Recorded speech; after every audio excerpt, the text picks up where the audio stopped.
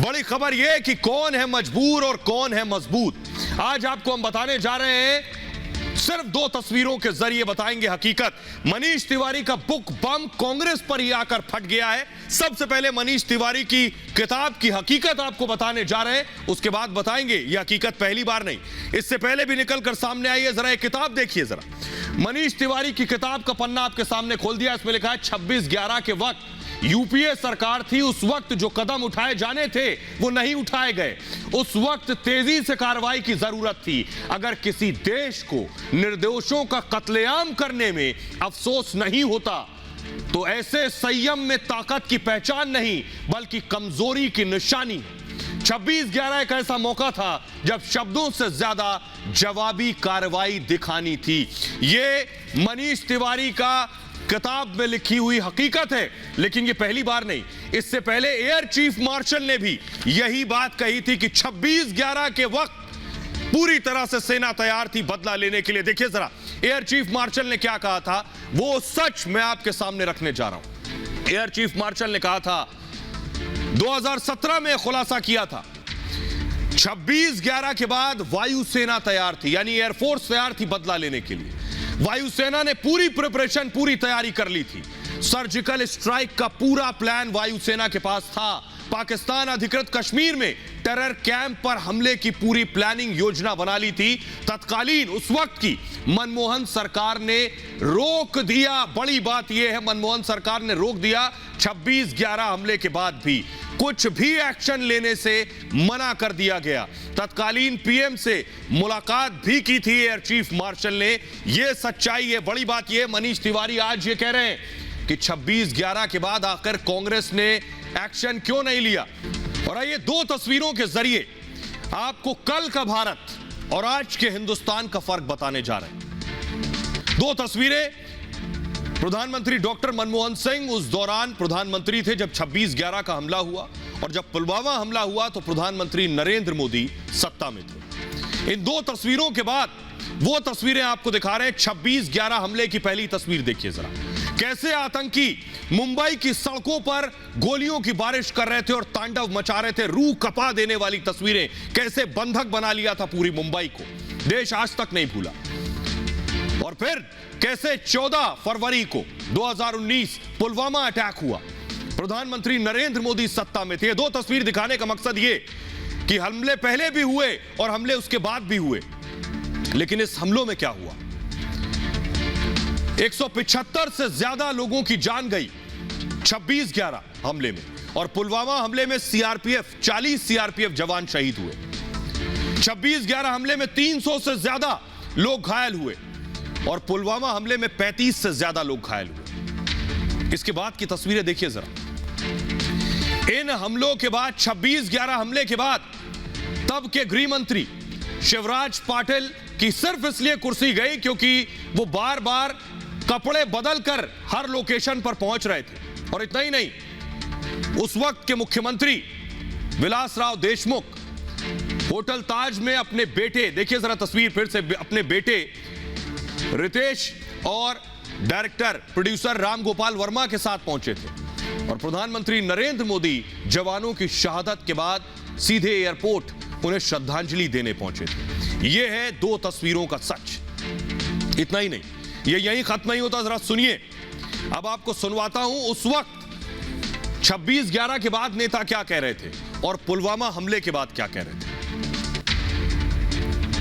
हमको जब मालूम हो गया तो हमने यहाँ से फोर्स भेजा था, और भेजा कहाँ, कब था कि उधर वो चल रहा था, तो रातों रात उसी दिन 2-3 घंटे के अंदर एनएजी के लोगों को यहाँ पर बुलाया, यहाँ से उसी वक्त रातों रात भेजा था। और मैं भी उनके साथ गया हुआ था वहाँ पर।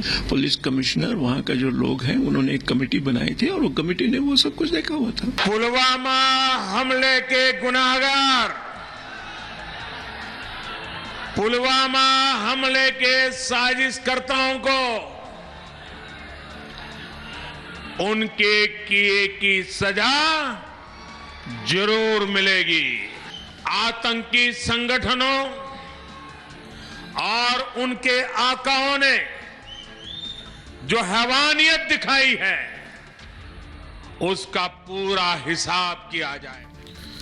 और सोचिए जरा, 26/11 हमले के बाद भारत डोजियर सौंप रहा था पाकिस्तान को, सबूत दे रहा था पाकिस्तान को, लेकिन पुलवामा हमले के बाद बालाकोट में स्ट्राइक की भारत ने पाकिस्तान को घुस कर मारा। यह था जवाब। कल के भारत और आज के हिंदुस्तान में यह फर्क है।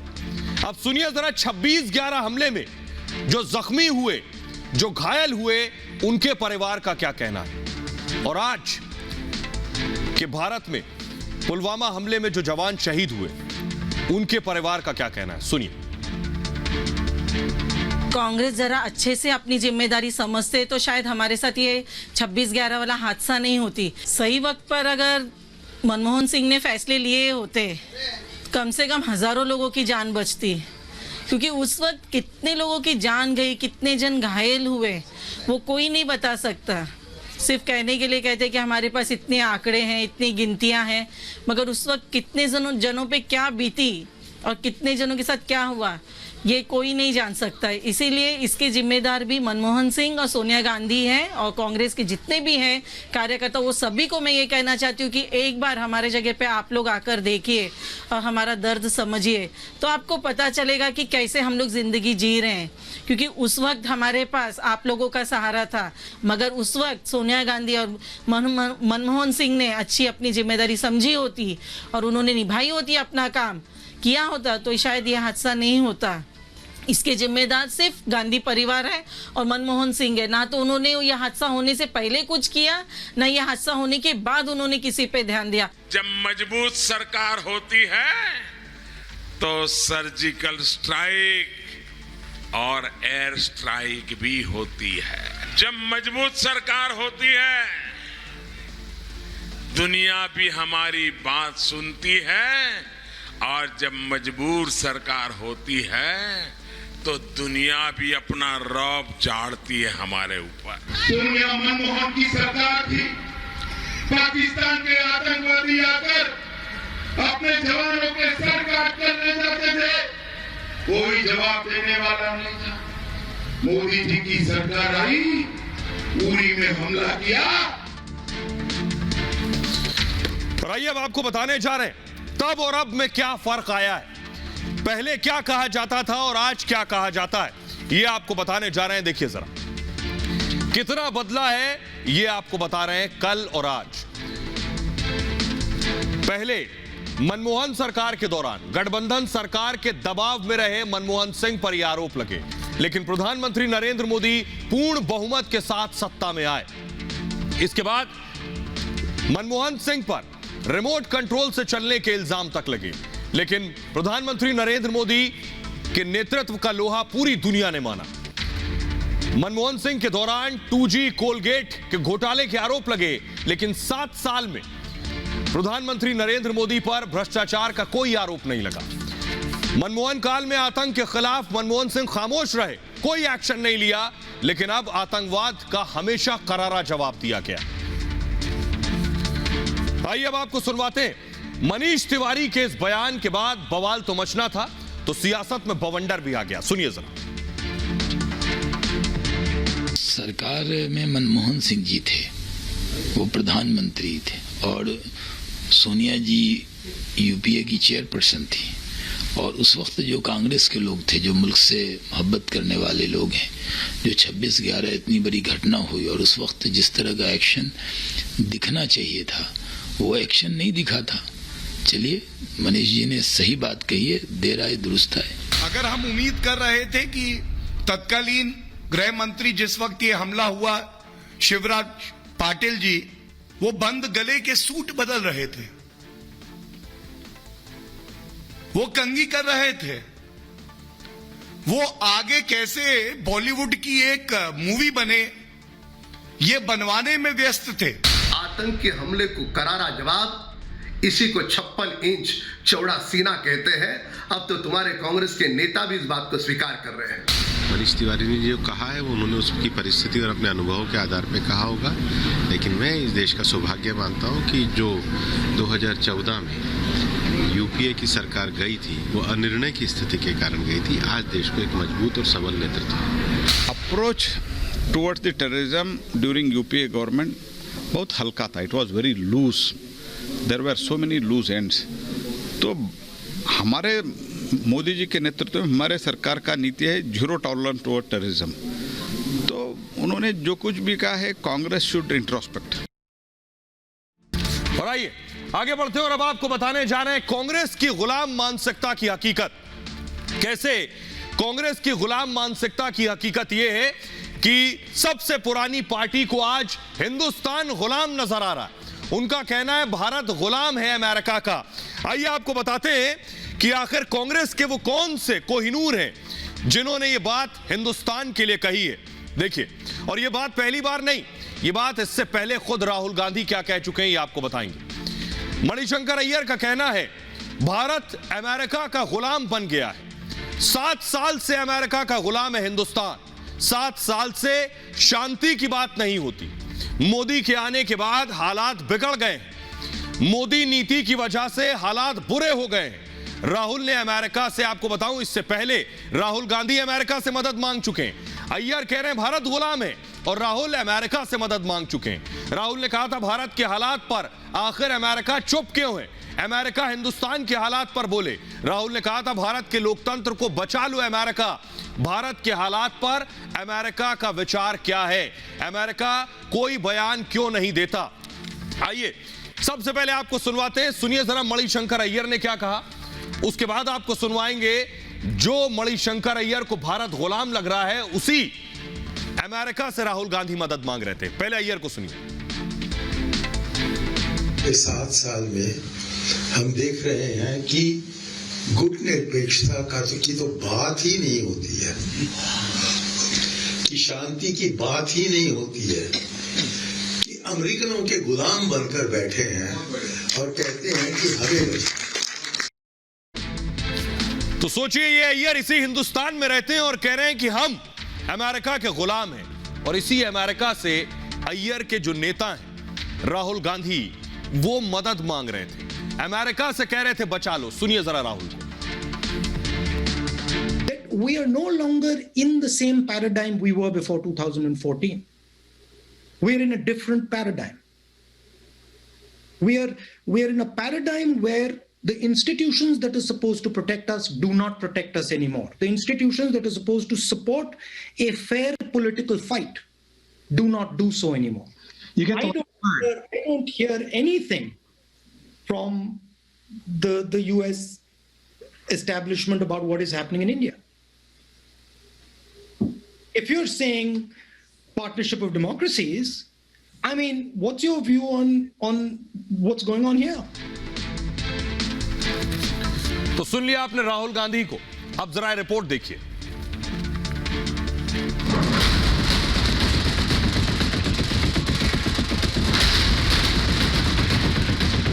Namaste. Namaste. My true friend, Prime Minister Modi.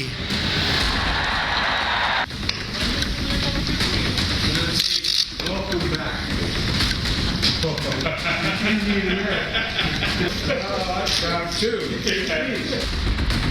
Trump और बाइडेन मोदी मोदी करते नहीं थकते. यह हिंदुस्तान और अमेरिका का रिश्ता है. लेकिन देश की सबसे पुरानी पार्टी कांग्रेस अब तक उस जहनी गुलामी से जूझ रही है जो राजा के बेटे को गद्दी पर बिठाती आई है. और यही वजह है कि कांग्रेस के नेता को हिंदुस्तान गुलाम नजर आ रहा है. लेकिन मणिशंकर अय्यर के बेतुके बयान पर बीजेपी ने पूछा जब कांग्रेस सरकार में थी तब किसकी गुलामी कर रहे थे. पहले बताएं कि वो जब कांग्रेस में थे और कांग्रेस में हैं भी तो किसकी गुलामी कर रही थी कांग्रेस. हम सिर्फ इस देश को, भारत माता को की गुलामी करते हैं और किसी और मुल्क की गुलामी किसी भारतीय को स्वीकार नहीं है. अभी ज्यादा दिन नहीं हुए जब अय्यर के नेता राहुल इसी अमेरिका के आगे गिड़गिड़ा रहे थे और मदद मांग रहे थे. We are no longer in the same paradigm we were before 2014. We are in a different paradigm. We are in a paradigm where the institutions that are supposed to protect us do not protect us anymore. The institutions that are supposed to support a fair political fight do not do so anymore. I don't hear anything from the US establishment about what is happening in India. If you're saying partnership of democracies, I mean, what's your view on what's going on here? पिछले 7 साल में हम देख रहे हैं कि गुट निरपेक्षता की तो बात ही नहीं होती है, कि शांति की बात ही नहीं होती है, कि अमेरिकनों के गुलाम बनकर बैठे हैं और कहते हैं कि हमें मणिशंकर अय्यर या फिर कांग्रेस के नेता कुछ भी कहें, सच्चाई यह है कि भारत और सुपर पावर अमेरिका के रिश्ते इतने मजबूत कभी नहीं थे। प्रधानमंत्री मोदी के अमेरिकी दौरे पर राष्ट्रपति बाइडेन ने गर्मजोशी से उनसे मुलाकात की। चीन के खिलाफ भारत और अमेरिका साथ साथ हैं, और इतना ही नहीं, अफगानिस्तान का मुद्दा हो या फिर कोरोना से लड़ाई, दोनों देश एक दूसरे से कदम मिलाकर चल रहे हैं। पिछले दिनों कई मुलाकातों में दोनों नेता की केमिस्ट्री देखते ही बन रही थी। इस मुलाकात के दौरान बाइडेन ने कहा कि मैंने काफी पहले ही बता दिया था कि आने वाले वक्त में भारत अमेरिका दुनिया के सबसे करीबी देश होंगे। हम अपनी मजबूत साझेदारी को जारी रखने जा रहे हैं। हम आपको काफी समय से जानते हैं और मुझे खुशी है कि आप वापस आज व्हाइट हाउस में आए हैं और हम चाहते हैं कि हमारे रिश्ते जो है आगे से दृढ़ होगा। When I showed the Prime Minister to a seat, I pointed out that seat is occupied. सिर्फ बाइडेन से ही नहीं, बाइडेन से पहले अमेरिका के राष्ट्रपति रहे डोनाल्ड ट्रंप के साथ भी मोदी की जबरदस्त ट्यूनिंग थी। दोनों की यारी दुनिया भर की मीडिया की सुर्खियों में रही। दोनों नेता जब भी मिले गर्मजोशी से मिले। आतंकवाद सहित कई मुद्दों पर अमेरिका ने भारत के रुख का समर्थन किया। अमेरिका में मोदी के हाउडी मोदी कार्यक्रम में मोदी और ट्रंप की यारी देखने को मिली। प्रधानमंत्री नरेंद्र मोदी ने ट्रंप के साथ स्टेडियम का पूरा चक्कर लगाया। ट्रंप ने अब की बार ट्रंप सरकार का नारा तक दे दिया था।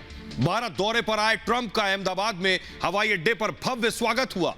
करीब 22 किलोमीटर लंबा रोड शो किया गया। ट्रंप ने इस दौरे में आगरा में अपनी पत्नी मेलानिया के साथ ताजमहल तक का दीदार किया था और करीब 1 घंटे तक वो ताजमहल में रहे थे। सुनिए जरा। Namaste. Namaste. And hello to India. This is such a great honor. Let me begin by expressing my profound gratitude to an exceptional leader, a great champion of India, a man who works night and day for his country, and a man I am proud to call my true friend, Prime Minister Modi. आइए अब आपको सुनवाने जा रहे हैं देश के लोग क्या कह रहे हैं कांग्रेस की इस गुलाम वाली मानसिकता पर। भारत क्या कह रहा है, सुनिए जरा। कांग्रेस तो ऐसी टिप्पणियां करती रहती है भाई साहब। जब इनकी सत्ता थी तब ये खुद भारत को गुलाम बनाए हुए थे और अब कह रहे हैं कि हम लोग मोदी जी गुलाम बनाए। मोदी जी ने ऐसे ऐसे काम कर दिए हैं जो कि इन्होंने अपने सरकार में नहीं करे होंगे। देखिए, कांग्रेस जो कह रही है कहीं ना कहीं जो उनकी बात है ये गलत है और कोई भी देश किसी का गुलाम नहीं होता है।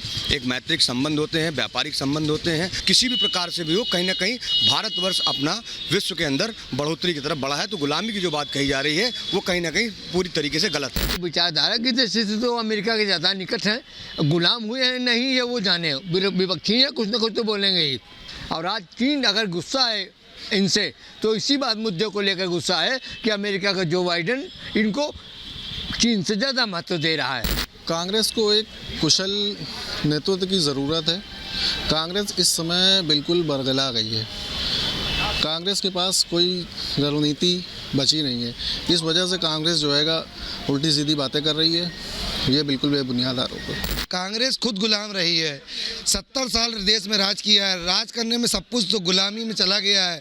अब मोदी जी इतने अच्छे काम कर रहे, देश विदेश में हमारे देश की चर्चा है, हमारा देश मजबूत हो रहा है, उनको जलन हो रही है, उल्टे सीधे बयान देते हैं। राहुल गांधी को खुद नहीं मालूम है क्या बोलना है, वो बोले चले जा रहे हैं। उनकी पूरी पार्टी हमको लगा डिस्टर्ब हो गई, उसको इलाज कराना चाहिए। ये कहना सर्वथा गलत है कि भारत किसी के पीछे चल रहा। आज वो स्थिति है कि भारत अग्रणी पंक्ति में है। भारत जहाँ खड़ा होगा उसको देखकर, उसकी विचारधारा को देख के लोग उसके पीछे चलेंगे। इस स्थिति में भारत है और इसके सारा श्रेय भारत के प्रधानमंत्री, यशस्वी प्रधानमंत्री माननीय नरेंद्र मोदी जी को जाता है।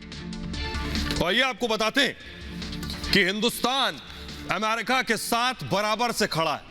आज बराबरी की बात हो रही है। अमेरिका और भारत के रिश्ते इस तरह के हैं।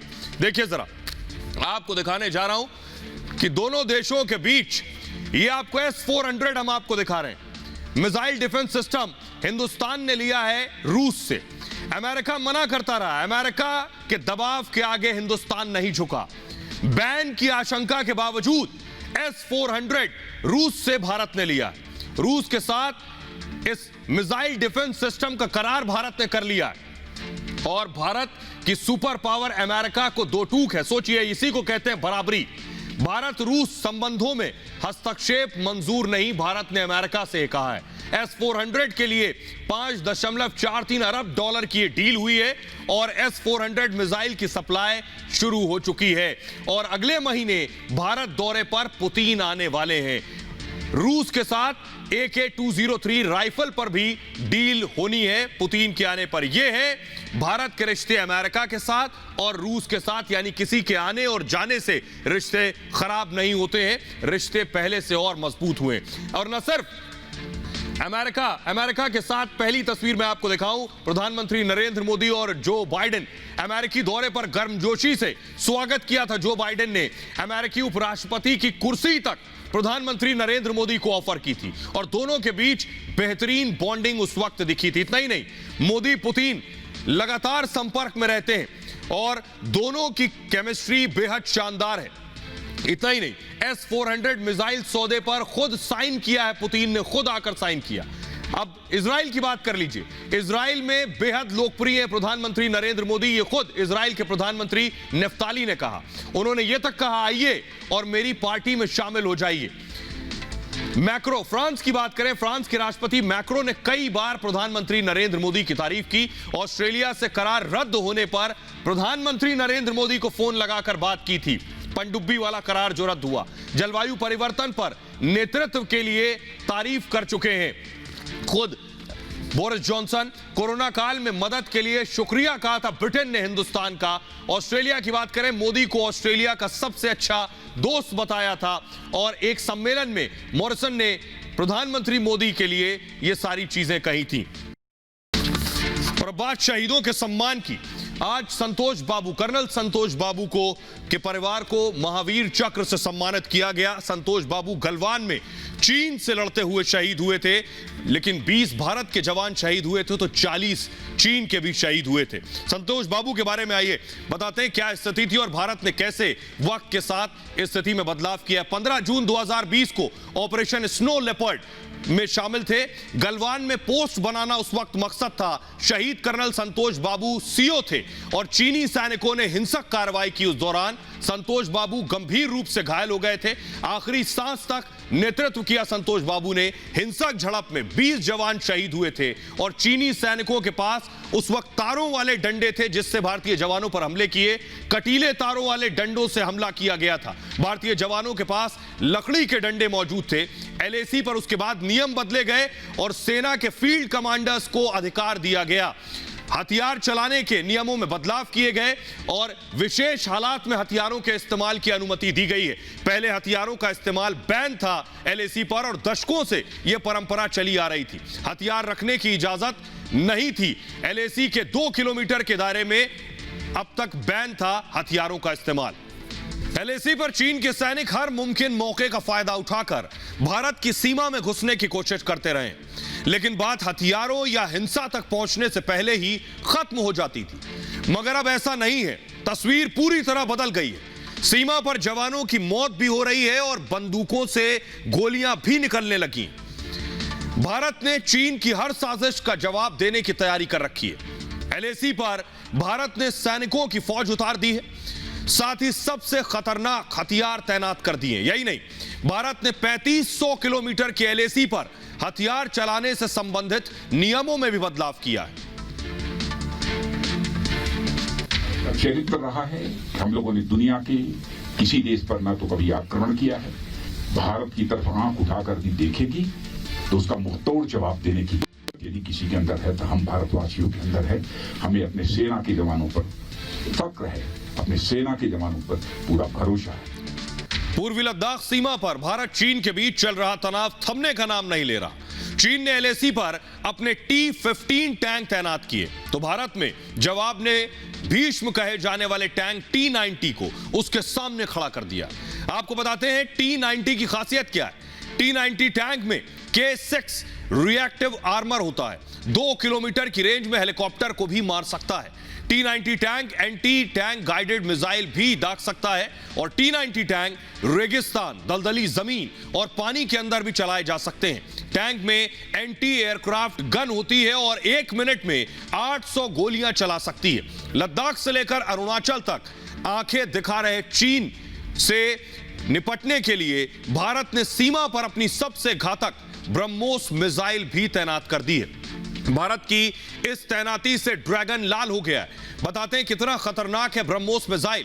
ब्रह्मोस मिसाइल अपने साथ 300 किलोग्राम तक विस्फोटक ले जा सकती है। यह ताकतवर मिसाइल है जो परमाणु बमों को भी अपने साथ ले जा सकती है। इसे पनडुब्बी, युद्धपोत और लड़ाकू विमान से दागा जा सकता है। सीमा पर चीन से मिल रही चुनौती के बीच भारतीय वायुसेना ने एक कदम और आगे बढ़ा दिया है। पश्चिम बंगाल के हासीमारा में रफाल विमान का दूसरा स्क्वाड्रन तैनात हो गया है। रफाल का पहला स्क्वाड्रन अंबाला में तैनात है जिसने LAC इलाके में पेट्रोलिंग भी की थी।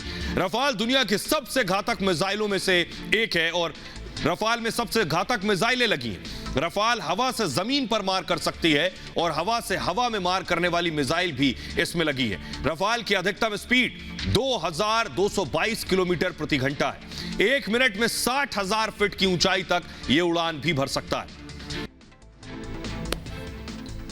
और फिलहाल ये भारत की बात है में इतना ही। अपना बहुत ख्याल रखिए। एक छोटे से ब्रेक के लिए रुक रहे हैं, लौट रहे हैं कुछ और बड़ी खबरों के साथ।